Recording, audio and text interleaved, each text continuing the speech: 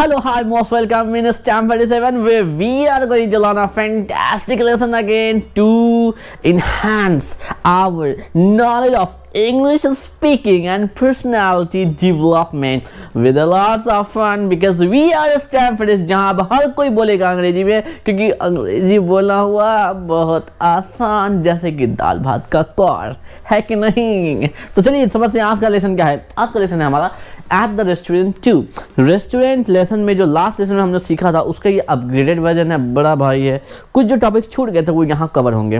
क्या क्या सीखने वाले इसमें हम लोग जानेंगे कुजीन्स क्या होते हैं, मेन्यू क्या होता है, कमिटमेंट कार्ड क्या होता है, हॉस्पिटैलिटी इंडस्ट्री क्या होती है और हॉस्पिटैलिटी इंडस्ट्री में जो करियर ऑप्शंस है, क्या क्या जॉब्स के ऑप्शंस हैं, कैसे हम उसमें लाखों करोड़ कमा सकते हैं बिजनेस पॉइंट ऑफ व्यू से, जॉब पॉइंट ऑफ व्यू से, ये भी समझेंगे आज। फिर बात करेंगे ईमेल रिजर्वेशन की, किस तरीके से ईमेल करके रिजर्व कर सकते हैं टेबल या फिर hotel room with by email. और भी मल्टीपल ऑप्शंस होते हैं वेबसाइट के जरिए, और भी कौन से हैं, तो उन सब का समझेंगे। करने का सही तरीका, सही वे क्या है इन इंग्लिश स्पीकिंग। और इंग्लिश के टर्म में ये बाउल नहीं होता है, ये बोल होता है।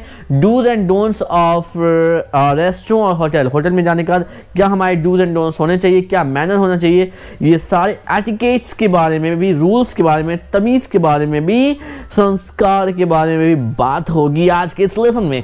और सीखेंगे कैसे, एक छोटा सा शॉर्ट वीडियो है, फैंटास्टिक वीडियो का डिस्कस करेंगे। ग्रुप डिस्कशंस होंगे, प्रेजेंटेशंस होंगे, बुक्स में एक्सरसाइजेस हैं और रोल प्ले भी है थोड़ा सा। Next is rapid fire round at the end. तो चलिए सीखते हैं इस फैंटास्टिक से।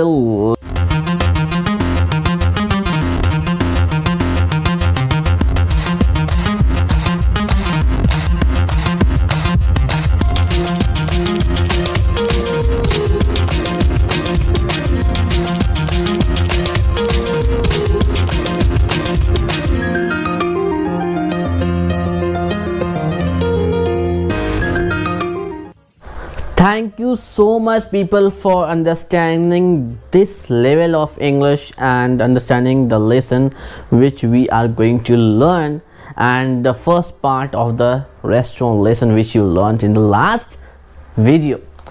आज हम लोग बात करेंगे अगले सेक्शन की। So first of all we talk about question of the day. Question of the day आपको मैंने शेयर करना है, तो कब मैं शेयर करूंगा, लाइव क्लास के दौरान शेयर करूंगा।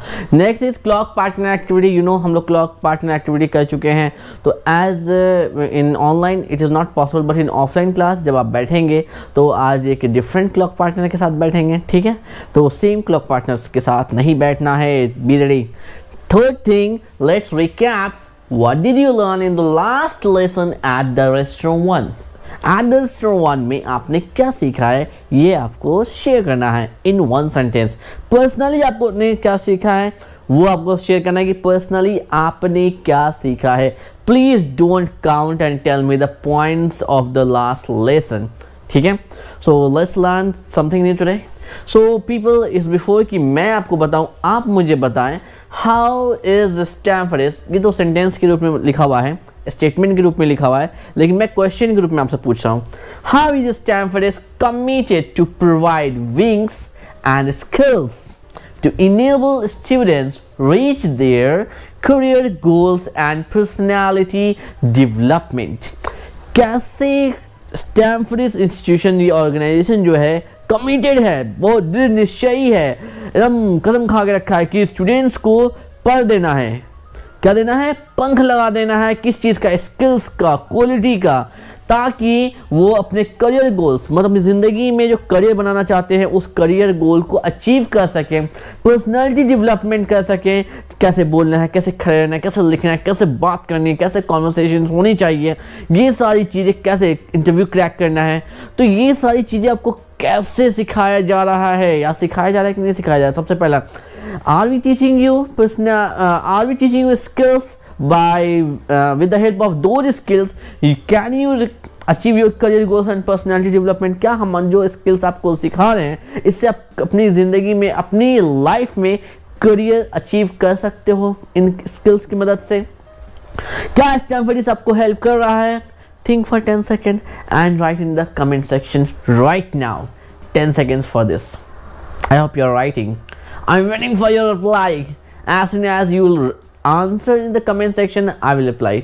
तो बिल्कुल स्टैनफोर्ड इज हर पल हर लेसन में इस तरीके से लेसन्स को डिज़ाइन किया गया है कि उसमें इंग्लिश का तो पूरा इन्वायरमेंट ही है। जैसे कि ऑनलाइन वाले स्टूडेंट्स के लिए जूम पे, ऑफलाइन वालों के लिए तो क्लास में इंग्लिश ही इन्वायरमेंट मेंटेन होता है, हिंदी अलाउड नहीं होता है एज यू नो।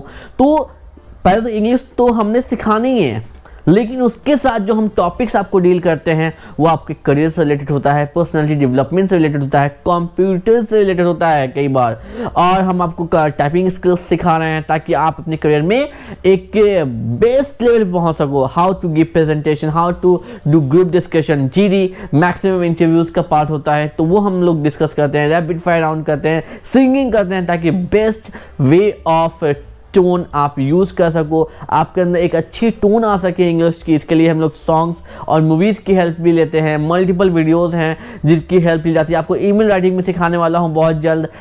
जो अभी हमारा जो ये फर्स्ट सेक्शन है, इंटरमीडिएट लेवल पूरा 2 सेक्शंस में डिवाइडेड है, बुक 3 और बुक 2 एंड बुक 3 2 सेक्शन में डिवाइडेड है इंटरमीडिएट लेवल। तो बुक 2 जो हाफ सेक्शन था, पहला सेक्शन था इंटरमीडिएट लेवल का, ये ख़त्म होने वाला है। तो इसमें इतनी सारी चीज़ें आपने सीखी है, पैराग्राफ राइटिंग सीखा है, बहुत सारी चीज़ें सीखी है। अब नेक्स्ट सेगमेंट में हम लोग जाने वाले हैं बुक 3 इसको कहते हैं, या फिर कह लीजिए कि last segment of intermediate level of this course which is based on CEFR benchmark.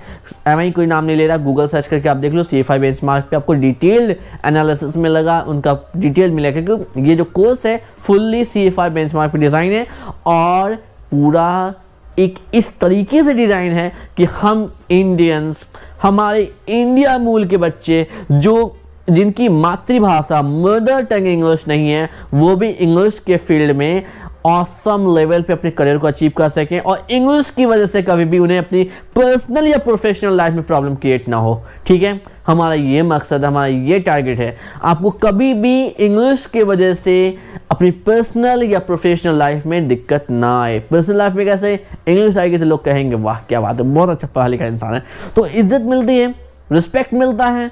ठीक है, और प्रोफेशनल लाइफ में आप बुलंदी, स्कूल या कॉलेज स्टूडेंट्स हो तो अच्छे मार्क्स आएंगे अगर इंग्लिश यूज़ करोगे तो, चाहे आप राइटिंग में करो, चाहे बोलने में करो, लिखने में करो, चाहे प्रेजेंटेशन में करो, और अगर जॉब फील्ड में है तो इंटरव्यू क्रैक कर सकते हो, मल्टीपल थिंग्स आप कर सकते हो with the help of this. Coming days में हम लोग लेटर राइटिंग सीखने वाले कि सही फॉर्मेट क्या है as per the world level.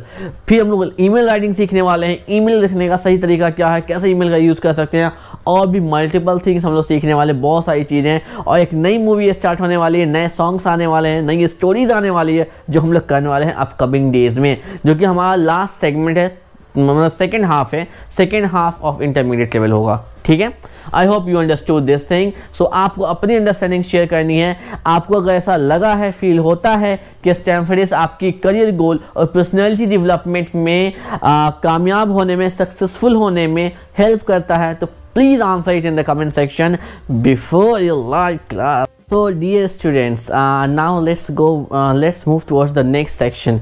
Suppose that you got a chance to dining out. Dining out means होता है कि आपको मौका मिले कि आप बाहर खाना खाओ या बाहर कुछ खा सको।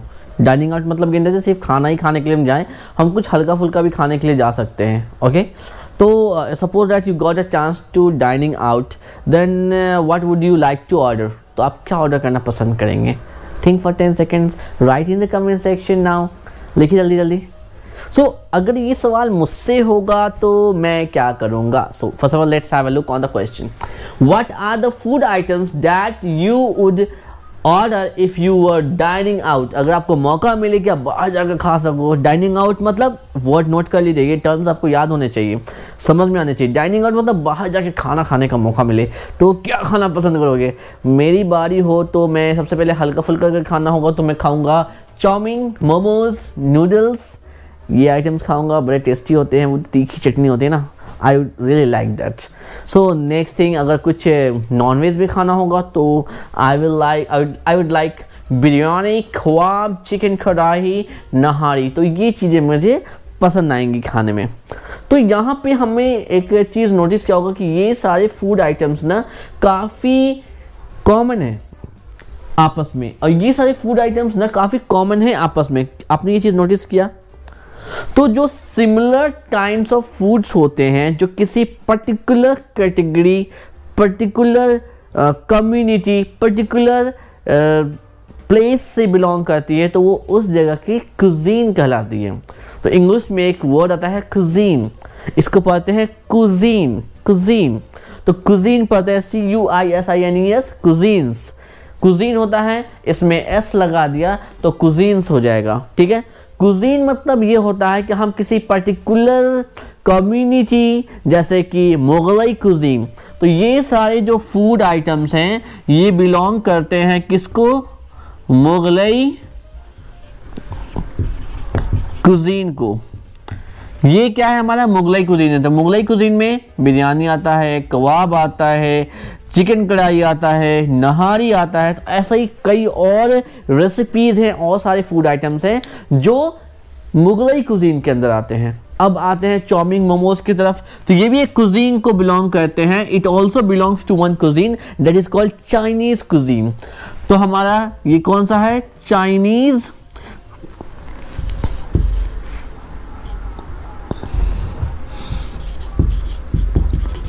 कुजीन। तो ये चाइनीज कुजीन के अंदर आता है चाउमीन, मोमोज, नूडल्स, तो ये सारे कहाँ आते हैं, चाइनीज कुजीन में। अगर आप इंडियन कुजीन की बात करो तो इंडियन कुजीन में जनरली जो ज़्यादा से ज़्यादा फूड आइटम्स हैं वो वेजिटेरियन हैं, जैसे कि मिक्स वेज, शाही पनीर, पनीर टिक्का, राइस, दाल, वेजिटेबल, पापड़, अचार। तो ये हमारा इंडियन कुजीन का रेसिपी हो जाएगा। राजस्थानी कुजीन भी होता है, साउथ इंडियन कुजीन भी होता है, वो साउथ इंडियन में वो होता है ना डोसा वोसा, तो वो हमारा साउथ इंडियन कुजीन हो जाता है, ठीक है। गुजराती कुजीन भी होता है, जहाँ पर ढोकला, फाफड़ा, कुछ ये सब सारी चीज़ें होती हैं। तो पर्टिकुलर किसी जगह को या कम्युनिटी को या रिलीजन को कोई एक कुजीन बिलोंग कर सकता है, बट द थिंग इज कि वो कैटेगरी फेमस हो, बहुत लंबे समय से वो लोग वही खाना खा रहे हैं। कुजीन मतलब होता है कि एक लंबे समय से 10, 20, 100 साल से, 100 नहीं ज़्यादा हो जाएगा, मतलब कि 50 साल से कम वो लोग का खाने का पैटर्न वही है। तो चाइनीज़ लोग ज़्यादातर क्या आता है, नूडल मोमोज ज़्यादा खाते हैं, ठीक है, इसलिए वो वहाँ का कुजीन हो गया। इस टाइप का ही फूड उनका जनरली होता है। अगर मुगलई की बात करें तो जब तक वो लोग थे तो वो लोग इस टाइप के नॉनवेज आइटम ज़्यादा खाते थे, तो ये एक मुगलई कुजीन हो गया। I hope you understood the concept of cuisine and you can use this word in your speaking, like I like Indian cuisine, I like Mughlai cuisine, I like Chinese cuisine, I like South Indian cuisine। तो समझ में आएगा सुनने वाले को कि वो पढ़ा लिखा है कि हाँ इनको इस टाइप के फूड्स पसंद हैं। Did you understand? कोई डाउट हो, write down in the comment section right now. So dear students, let's talk about career options in hospitality industry. There are multiple types of jobs in hospitality industry. जो hotel and restaurant का industry होता है उसको hospitality industry कहते हैं। Last video के short video में भी आपने देखा था मल्टीपल जॉब्स ऑप्शन दिखाया गया था, जैसे कि बेल बॉय, उसके बाद आपको वेटर, इससे बेहतर में मैनेजर, जैसे कि आपका क्या कहते हैं लॉबी मैनेजर, आपके केयर टेकर, बार अटेंडर, शेफ़, उसके बाद आपका होस्ट या होस्टेस, ठीक है। और भी कई सारे जॉब ऑप्शंस हैं। मल्टीपल मैनेजर्स होते हैं, कुछ डिज़ाइंस देखते हैं, कुछ आईटी के मैनेजर्स भी होते हैं, जैसे कि वाईफाई कनेक्शन, सीसीटीवी और क्या कहते हैं सॉफ्टवेयर रिजर्वेशन सिस्टम वगैरह को देखते हैं। तो ये सारी जॉब वैकेंसीज होती हैं और डिपेंड करता है कि आप कितने अच्छे होटल बिजनेस में जा रहे हो और कितने अच्छे और नामी होटल में जा रहे हो जॉब के लिए, उतनी अच्छी आपकी सैलरी होती है। तो होटल इंडस्ट्री में, मतलब होटल में दो तरह की इंडस्ट्री होती है। हॉस्पिटैलिटी इंडस्ट्री में दो तरह का सेगमेंट होता है। एक होता है फूड सेगमेंट वाला, जिसको रेस्टोरेंट और होटल में बांटते हैं, जहाँ आप हल्का फुल्का भी खा सकते हो, भारी भरकम भी खा सकते हो, ठीक है। दूसरा सेगमेंट आता है गेस्ट हाउस का, और एक गेस्ट हाउस भी कहते हैं इंडिया में, होटल भी कहते हैं। इसमें एक और कॉन्सेप्ट आता है मोटेल का। होटल का ही भाई है मोटेल। मोटेल एक कॉन्सेप्ट है, एक वर्ड है जो यूज किया जाता है ऐसे होटल्स के लिए जहां मोटेल्स मीन्स मोटर कार, मतलब कि गाड़ी लगाने की जगह अवेलेबल हो। उसको कई वेस्टर्न कंट्रीज में होटल ना कॉल करके मोटेल्स भी कहा जाता है। I hope you understood the meaning of motel. आपने कई बार मूवीज़ में, हॉलीवुड मूवीज़ में देखा होगा M लिखा होता है या फिर मोटेल लिखा होता है। Is this clear? सो चलिए बात, तो बहुत सारे करियर ऑप्शंस हैं। बहुत से लोग होटल मैनेजमेंट भी करते हैं, अच्छी अच्छी यूनिवर्सिटीज़ है जहाँ होटल मैनेजमेंट होता है। तो अगर आप इंटरेस्टेड हो खाना पकाने में या खाना खिलाने में, किसी की गेस्ट आपको बहुत पसंद है कि नए नए लोगों से मिलना बहुत पसंद है, in that way hospitality industry is the best place for you. चाहे खिलाना हो, चाहे खाना बनाना हो, या फिर किसी गेस्ट का वेलकम करना हो और उनकी खातिरदारी करनी हो, दोनों ही केसेस में आप क्या कर सकते हो, हॉस्पिटैलिटी इंडस्ट्री में अपना करियर बना सकते हो। और उसमें भी लाखों करोड़ों लोग कमाते हैं। डिपेंड्स कि आपकी स्किल्स कितनी अच्छी है, और सबसे important, can you speak in English और not, can you write in English और नॉट। इंग्लिश बहुत मैटर करता है in hospitality industry. So let's talk about reservation or booking system. How can we book or reserve, like reserve a table or book a room? Okay, so let's talk about it कि एक hotel के अंदर में room कैसे book कर सकते हैं, क्या क्या वेज हो सकते हैं। और एक रेस्टोरेंट के अंदर में टेबल भी बुक होता है, टेबल भी रिजर्व होता है कि आप पहले से इन्फॉर्म कर दो, वो आपके लिए होटल रिजर्व करके रखेंगे। आपने कई बार मूवीज़ में देखा होगा कि एक होस्ट होता है जो कहता है sir this table is reserved, ठीक है। So the question for you is, what are the different ways to book a table at the restaurant? एक रेस्टोरेंट में टेबल किस तरीके से बुक कर सकते हैं। और दूसरा क्वेश्चन इसी में है, what are the different ways to book a room in the hotel? एक होटल में रूम कैसे बुक कर सकते हैं। तो सोचिए 10 सेकंड के लिए, 10 9 8 सोचा, right in the comment section में लिखिए जल्दी। कुछ लोग सोचेंगे सर विजिट करके कर लेंगे। ओके, तो देखिए किन किन तरीके से कर सकते हैं हम लोग। मिनिमम 5 टाइप से 5 वेज में बुक कर सकते हैं। सबसे पहले आप कॉल कर लो, you can call the person. आप या तो उस होटल या रेस्टोरेंट को डायरेक्ट कॉल कर लीजिए, या फिर थर्ड पार्टी काफ़ी सारे हैं जैसे कि बुक माई होटल और भी ओयो वगैरह हैं, उनके थ्रू आप बुक कर सकते हो। रेस्टोरेंट के लिए आपको एक पासपोर्ट का नाम की कंपनी है जो थर्ड पार्टी कंपनी है, उनको कॉल कर सकते हो, वो आपके लिए बुक कर देंगे।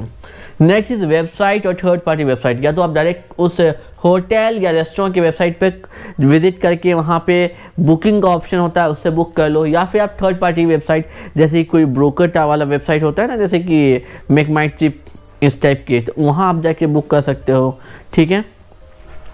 थर्ड है एप्लीकेशन। हर अच्छे होटल और रेस्टोरेंट का अपना एक ऐप होता है जो आप प्ले स्टोर से डाउनलोड कर लो और आप बुक कर सकते हो। या फिर थर्ड पार्टी ऐप भी होता है जहाँ पे आपको रेस्टोरेंट के होटल मतलब टेबल और रूम्स के को भी बुक करने के दोनों ही ऑप्शंस एक जगह मिल जाते हैं, जैसे कि ओयो है, मेक माई ट्रिप है, besthotel.com है, बहुत सारे वेब एप्लीकेशंस हैं जिसका यूज आप कर सकते हैं। Next thing is email writing. You can write an email directly to the hotel और रेस्टोरेंट। आप ईमेल लिखिए। ईमेल बहुत ही प्रोफेशनल वे माना जाता है। सबसे ज़्यादा प्रोफेशनल वे अगर किसी को माना जाता है, फॉर्मल माना जाता है, दैट इज़ ईमेल। कि आप ईमेल करके अपनी रूम को या फिर रेस्टोरेंट में एक टेबल को रिजर्व करते हो, ये बहुत प्रोफेशनल माना जाता है।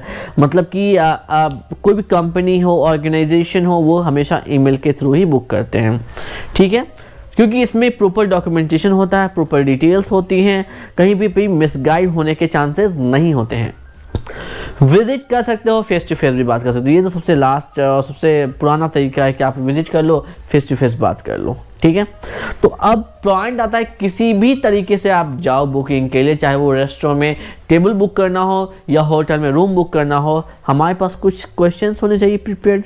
सो what are those questions which you should answer और आस्क।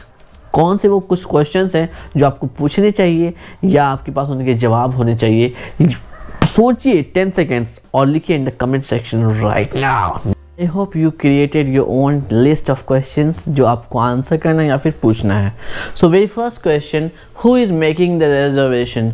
जो कौन है वो इंसान जो इस रिजर्वेशन जो भी आप बुकिंग कर रहे हो वो बनवा कौन रहा है, रिजर्वेशन कौन करवा रहा है और कौन कर रहा है। तो सबसे पहले तो आपको अपना नाम बताना है जो आप करवा रहे हो, और कौन है सेकंड साइड, अगले साइड में कौन इंसान है जो इस बुकिंग को या रिजर्वेशन को कर रहे हैं, उनका नाम भी आपको पूछना है, ठीक है, ताकि फ्यूचर में कोई प्रॉब्लम हो तो आप क्लेम कर सको नहीं मैंने तो फला बंदे से, उस इंसान से रिजर्वेशन कराई थी या बुकिंग कराई थी होटल की।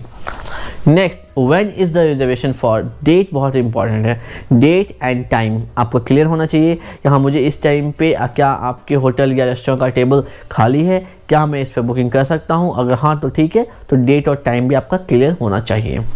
Third is this reservation for a special event, तो बहुत बार हम लोग नॉर्मली भी कैजुअली भी चेकआउट कर डाइनिंग आउट कर लेते हैं, बाहर खा लेते हैं, या फिर कहीं किसी पर्पज़ से यूं ही चले जाते हैं, एक रूम लेके रह सकते हैं। कई बार स्पेशल इवेंट्स होते हैं, जैसे कि मैरिज के लिए बुक किया जाता है, एनिवर्सरी के लिए बुक किया जाता है, बर्थडे पार्टी के लिए बुकिंग्स होती हैं। तो अगर कोई स्पेशल ओकेज़न है तो ये भी आप शेयर कीजिए, ताकि सामने जो भी इंसान बुकिंग ले रहे हैं उस दिन के लिए प्रिपेयर रहें।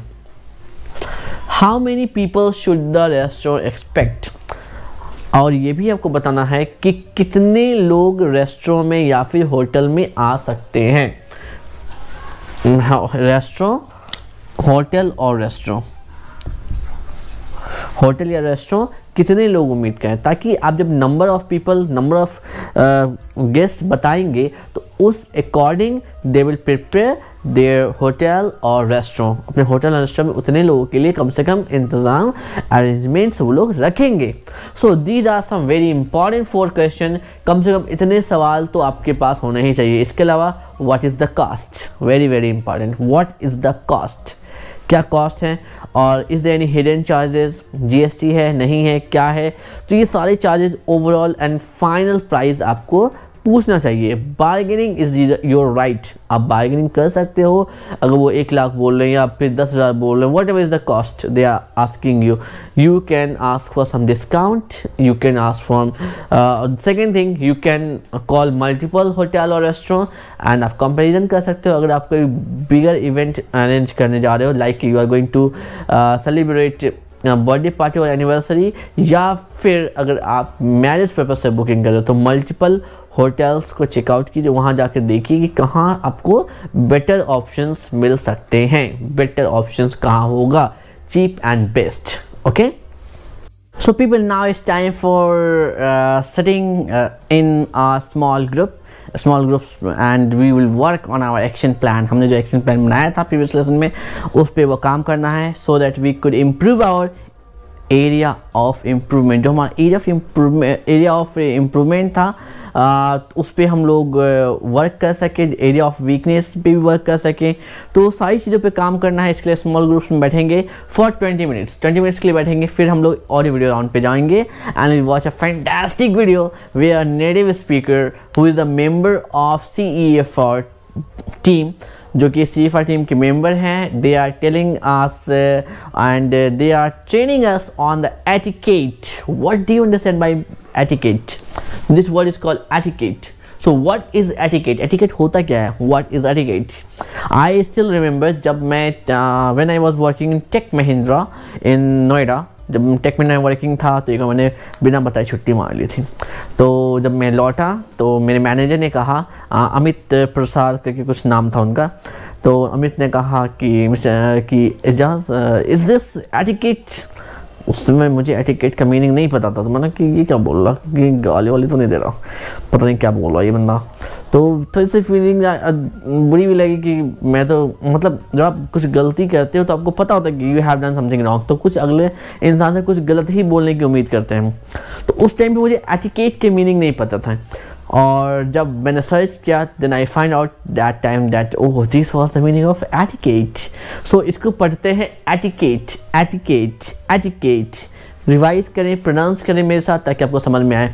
सो व्हाट इज़ एटिकेट उस शॉर्ट वीडियो में आपको बताया जा रहा है। तो अब मैं बताता हूँ एटिकेट वैसे होता क्या है। एटिकेट मीन्स मैनर, तमीज़, तरीका, ठीक है।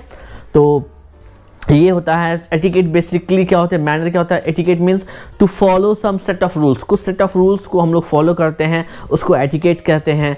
या फिर जो रूल्स हमें भी फॉलो करना चाहिए और हमारे सराउंडिंग में जो लोग होते हैं उनसे भी हम एक्सपेक्ट करते हैं कि they will follow those set of rules, वो भी इस सेट ऑफ रूल्स को फॉलो करेंगे। जैसे कि आपको स्टैनफोर्ड इस क्लास में आना है, you should come regularly on time. अगर आप ऑन टाइम नहीं आते हो या बहुत ज़्यादा एब्सेंट करते हो, देन आई से is this etiquette? Audience, is this etiquette? Raza, etiquette क्या है? क्या ये आर्यन और एंड रजा, क्या ये एटिकेट है कि आप इतना एब्सेंट कर रहे हो?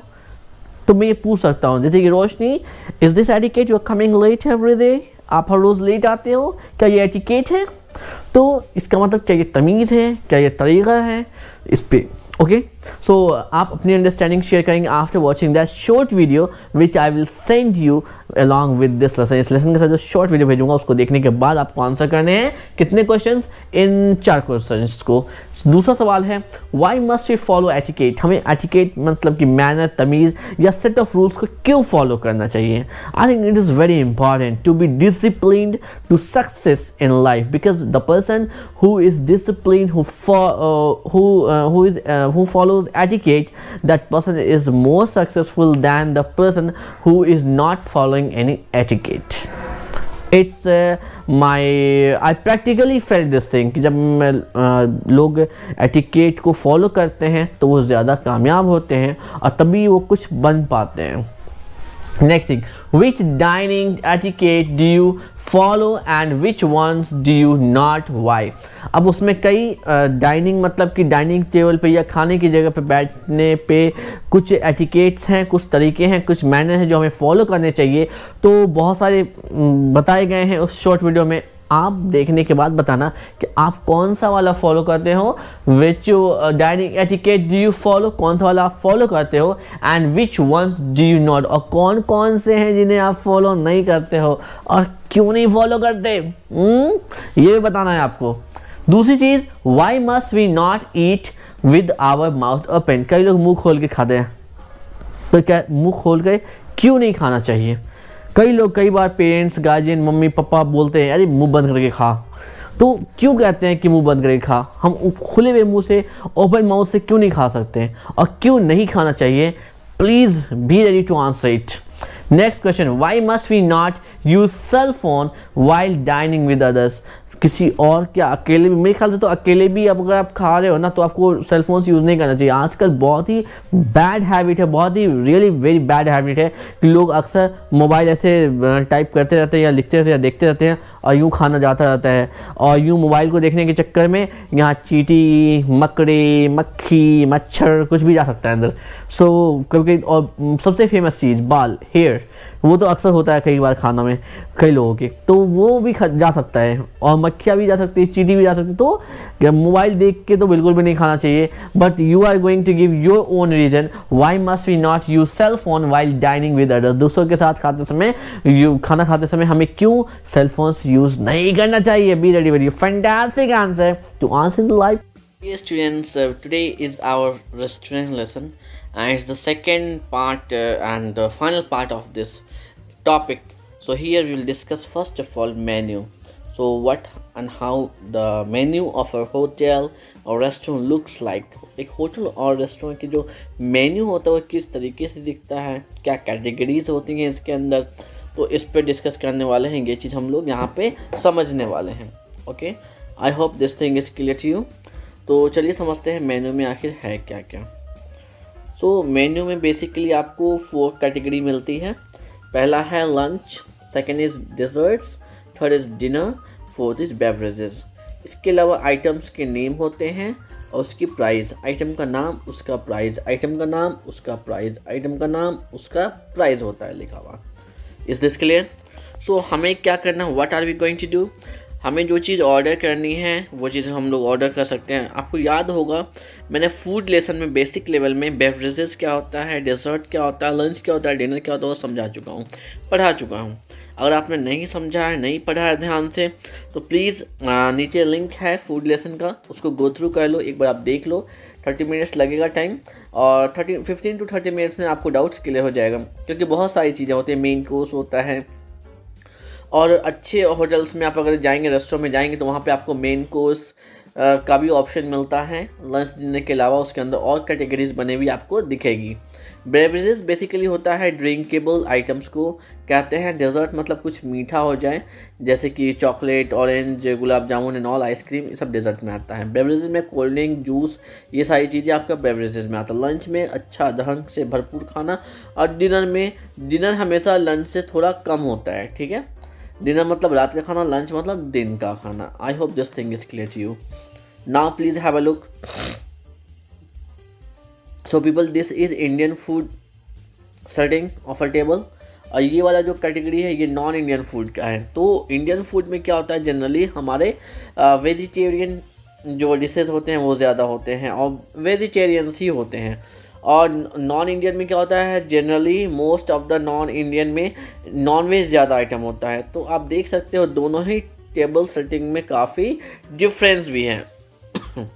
तो अब आप देखिए ये कुजीन के भी डिफरेंट कुजीन सर्व होते हैं। आप देखिए इंडियन कुजीन में आपको किन चीज़ों की हेल्प लगेगी, कौन से चीज़, नाइफ है, स्पून है, तो क्या क्या चीज़ें आपको यूज़ में आ सकती हैं। अब देखिए, अब जैसे मुगलाई कुजीन है, चाइनीज़ कुजीन है, तो उसमें क्या क्या आइटम्स आपको इस्तेमाल में आ सकते हैं।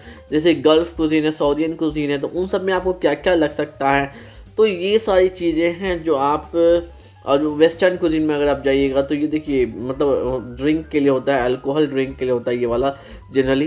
तो ये क्योंकि अगर वेस्टर्न कुजीन में जाएंगे तो वहाँ पे पीने का भी होता है, दूर उनकी नेचुरली है, बिकॉज उनके यहाँ लोग इसको बुरा नहीं मानते हैं, गलत नहीं मानते हैं, क्योंकि ठंडी जगहों पे अल्कोहल का कंजम्पशन अपनी बॉडी को सेफ रखने के लिए भी किया जाता है। क्लियर।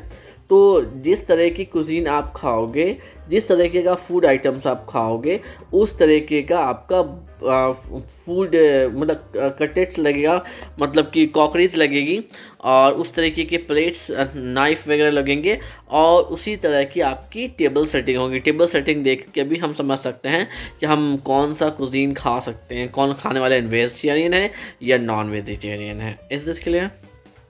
अब करियर के बारे में थोड़ा बात कर लेते हैं। जैसे कि इन्होंने कहा ना, career in hotels and restaurant, जिसको हॉस्पिटैलिटी इंडस्ट्री भी कहते हैं। Ask your facilitator to share more about career options and pathways in the hotels, restaurant and the hospitality business. आप लोग को एक होमवर्क दे रहा हूँ यहाँ पे, आप लोग गूगल करके आएंगे कि what are the job options in hospitality industry. ठीक है, ये आपको करके आना है। फिर उसके बाद हम लोग आपस में शेयर करेंगे, ग्रुप डिस्कशन करेंगे, और ज़्यादा से ज़्यादा जॉब ऑप्शंस के बारे में और करियर ऑप्शंस के बारे में डिस्कशन करेंगे इस पर। ठीक है। सो अब देखिए यहाँ पे कुछ डूज एंड डोंट्स हैं, ये आपको करके आना है। इस पर हम लोग प्रेजेंटेशन करने वाले हैं। ये डूज एंड डोंट्स किस लिए हैं, जब हम अगर किसी डाइनिंग आउट के लिए जा रहे हैं, किसी होटल में जा रहे हैं या किसी रेस्टोरेंट में जा रहे हैं, तो हमें क्या करना चाहिए, क्या क्या बिहेव होना चाहिए as professional person, as an educated person, आपको क्या क्या करना चाहिए ये ऊपर है, और कौन कौन सी चीज़ें आपको नहीं करनी चाहिए वो नीचे है। ठीक है। तो सबसे पहला है treat the staff with respect. Second, wash your hands before and after eating. Ask for food to be passed to you with a please and thank you. Please thank you मैंने पोलाइट फ्रेज में पढ़ाया था, basic level में ध्यान होगा आपको। Put the napkin on your lap, lap मतलब नीचे। उसके बाद if you have to leave temporarily, leave the napkin on your chair. अगर मतलब और भी खाना है लेकिन आपको थोड़ी देर के लिए बाहर जाना है तो नैपकिन रख के जाएँ अपने चेयर पर। Chew with your mouth close, अपने मुंह को बंद करके च्यू करें, खोल कर नहीं। Tip the waiter after you have paid the bill, bill देने के बाद कोशिश करें कि आप टिप देकर ही निकलें वेटर को। इतना ज़्यादा भी ना दे दें कि अगली बार जब कोई और जाए तो उनको उन बाकी कस्टमर पे ध्यान ही ना देकर वेटर सिर्फ आप पे ध्यान दे, तो इतना ज़्यादा भी टिप नहीं देना, टिप की तरह होना चाहिए। डोंट्स क्या है, talk on the phone at the table, बिल्कुल भी बात नहीं करनी चाहिए टेबल पे, जब खाते समय तो बात नहीं करनी चाहिए। ये सबसे पहली चीज़ है। हम लोग को बचपन में बताया जाता था, मम्मी पापा बोलते थे कि खाते वक्त बात नहीं करते, गंदी बात। तो वही बात है, फ़ोन पे भी बात नहीं करना है और आपस में बात नहीं होनी चाहिए, ना करो। Talk with food in your mouth, बिल्कुल भी मुंह में खाना रख के बातें नहीं करनी चाहिए। टॉक लाउडली और शाउट, चिल्लाना और जोर से बोलना तो बिल्कुल भी नहीं है। ड्रिंक विद द फिंगर बोल, फिंगर बोल से जो होता है पी लेना, वो जो आता है ना, कई बार ऐसा लोग करते हैं कि जो बॉल आता है हाथ धोने के लिए नींबू गाड़ कर, लेमन करके, तो कई बार लोग समझते हैं कि इसमें नींबू को निचोड़ कर पी जाना है, तो वो हाथ धोने के लिए होता है basically. Pick food with the between your teeth, अपने दांत में से खिलाल करना, ये अच्छी बात नहीं है, this not a good manner. Pull और push your chair making a noise, और अपने चेयर को कभी भी मूव करें। आप लोग क्लास में भी मूव करते हो चेयर को तो बहुत नॉइज़ करते हो, तो ये बिल्कुल भी नहीं करना है। चेयर आपको मूव इस तरीके से करना है, इस तरीके से तमीज़ से करना है कि चेयर को मूवमेंट करते समय कोई भी आवाज़ नहीं होनी चाहिए। I hope this thing is clear. So हमने एक सेगमेंट पढ़ा था कि हम किन किन वेज़ में ये कर सकते हैं, बुकिंग्स कर सकते हैं टेबल की, चाहे रूम की। ओके, तो जब हम लोग बुकिंग करते हैं, जब आप बुकिंग करोगे तो इस टाइप का एक कन्फर्मेशन आपको रिसीव होना चाहिए। अगर इस टाइप का कन्फर्मेशन रिसीव हुआ है देन इट्स मीन आपका बुकिंग कंफर्म हुआ है for the table in a restaurant और room in a hotel. Otherwise अगर आपको इस टाइप का कंफर्मेशन नहीं मिल रहा है तो please call the person, call the reception and ask for the confirmation mail और message. I hope this thing is clear. हमेशा कंफर्मेशन के लिए रहें। And next lesson we are going to learn that is problem solving. Dear students, now let's fill up the commitment card which is in the at the end of the book के last में है। Let's fill it for today। आज के लिए fill करते हैं and next segment क्या है उस पर बात करते हैं। सो क्लोजर में बात करने वाले हैं, लास्ट सेगमेंट में बात करना है, बुक एक्सरसाइज भी तो हो ही चुका है, तो लास्ट में बात करने वाले हैं हम लोग इवैल्यूएशन की। आपको पता है कि ये आपका जो फर्स्ट सेगमेंट है, फर्स्ट हाफ जो है इंटरमीडिएट लेवल का ख़त्म होने वाला है और मंथ भी पूरा होने वाला है। So we are going to appear in the monthly test. हम लोग मंथली टेस्ट में अपीयर होने वाले हैं या फिर आप कहें सेक्शनल टेस्ट में अपीयर होने वाले। इस सेक्शनल टेस्ट में जब आपका हाफ इंटरमीडिएट लेवल कंप्लीट हो रहा है, so some questions for you that do you know what will you be evaluated on. आपको पता है कि आप किन चीज़ों पे इवैल्यूएट मतलब कि एग्ज़ाम देने वाले हो।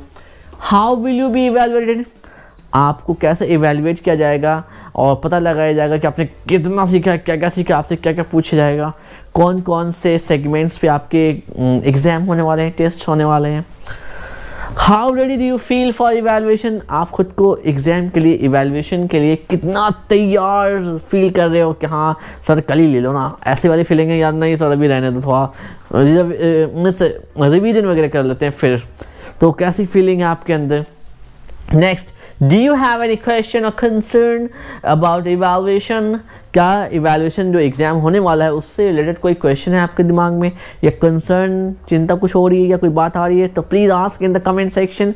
कमेंट सेक्शन में पूछ सकते हैं, लाइव क्लास के दौरान पूछ सकते हैं। People, if you are learning something new, if you learn something new today, please like the video. अगर आपने आज कुछ भी सीखा है इस वीडियो में तो प्लीज़ लाइक करें, अपने दोस्तों के साथ स्टैनफोर्ड इंग्लिश स्पीकिंग क्लास करें, शेयर करें और बताएं उन्हें कि एक फैंटास्टिक सी क्लास है, फैंटास्टिक से सर हैं जो आपको बड़ा हंसते खिलाते हुए इंग्लिश सिखाते हैं बहुत ही आसान तरीके से। And you are able to speak a lot now. So please share करें उन लोगों के साथ जो सच में इंग्लिश सीखना चाहते हैं बट एक जेन्युइन एंड सही इंस्टीट्यूशंस तक नहीं पहुँच पा रहे हैं। उनकी हेल्प करें और स्टैनफोर्ड की हेल्प करें कि स्टैनफोर्ड को एक जेन्युइन, नीडी और हेल्पफुल और अच्छे स्टूडेंट्स मिल सकें। Okay, and please subscribe this channel right now. Subscribe करें अगर आप चाहते हो लर्न करना next fantastic lesson that is really fantastic. Problems related है, अक्सर हम लोग सोल्यूशन नहीं कर पाते तो कैसे करना है सोल्यूशन इस पे है। तो सीखने के लिए अभी कभी सब्सक्राइब करें, बहुत जल्द आपको बहुत मज़ा आने वाला है और भी मज़ा आने वाला है जब हम लोग स्टार्ट करेंगे लास्ट सेगमेंट और last half, second half of the course intermediate.